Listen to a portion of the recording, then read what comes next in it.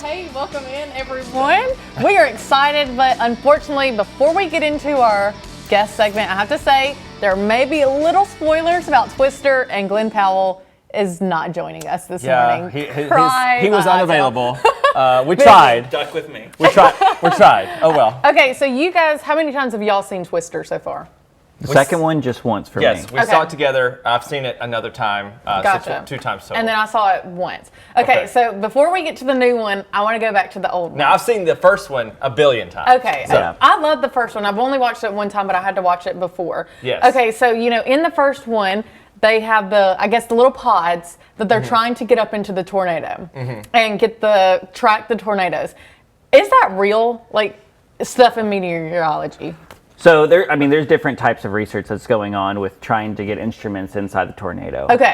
But one of the hardest things is obviously trying to figure out the track of the tornado and where it's going to go. But there has been significant advances, whether it's drones or things like that, to get more data around the storms. Okay, interesting. Yeah. So also in the first movie, they do pick fun at like the broadcast meteorologist. Yes. Was that kind I of feel a real like thing? sometimes it's also a two-way street where sometimes we as broadcasters don't make fun of storm chasers, but we're like, what are they doing? Yeah. You know what I mean? So I think it's a little bit of a two-way street. But as he mentioned, I think that first movie really just sort of got everybody thinking a little bit and sort of thinking, okay, well, it was Hollywood. Yes, there were these pods being, pulled up into the tornado, but could we actually do that in real life? I think it just sort of helped the research along a little bit. That's interesting. Okay, so spoiler for the new movie, guys. Okay, plug your ears if you haven't seen it. Okay, Glenn Powell, as we know, drives his big old truck. Yes. Parks it, puts the stuff in, and kind of rides in the tornado, essentially.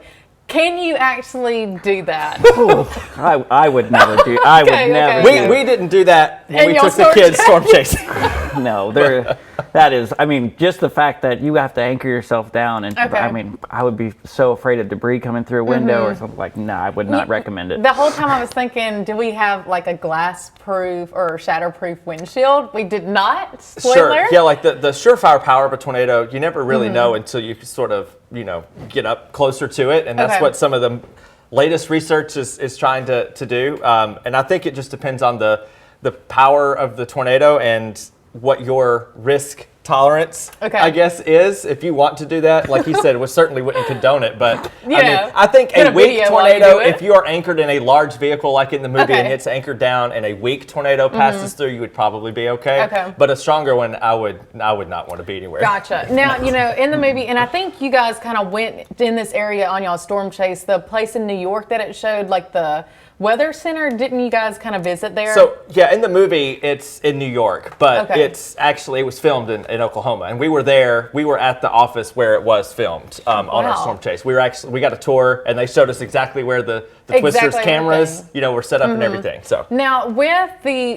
Weather Center, essentially, like, are people actually all day sitting there tracking weather patterns and everything? Kind of explain that to me. Oh yeah, it's a 24/7. And you have the Storm Prediction Center, which is your best of your best forecasters, but they're relying on all the data coming in from the field. They have all kinds of sensors out there, whether it's mobile vehicles, just getting data collected in the environment. But it's a constant battle for them to get the most up-to-date information they can. So it's manned all the time. Okay, so in the movie there was some fire, and some flames.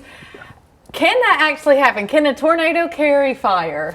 So I've never seen, like a tornado hit like a refinery, I guess, kind of thing, like in the movie. I don't think any of us. But a fire nado or pyro vortex can happen, and I'll let him maybe speak a little bit more about the science. But in theory, yes, a fire tornado certainly has happened. Absolutely, and you have these. Oh my gosh. You have these what are called fire whirls, and it's just like a localized eddy of fast-moving winds that creates that circulation. Oh my God! But last year in Tennessee, actually, you had a tornado hit a power station that caused an explosion. Now, it did not cause a fire tornado or anything. It did disrupt the condensation funnel a little bit just because of the heating in the air, which caused some evaporation.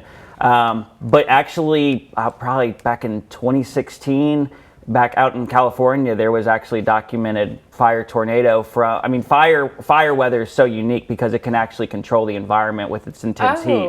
So interesting. Okay, well, we will have more when we come back from the break. Don't go anywhere, guys.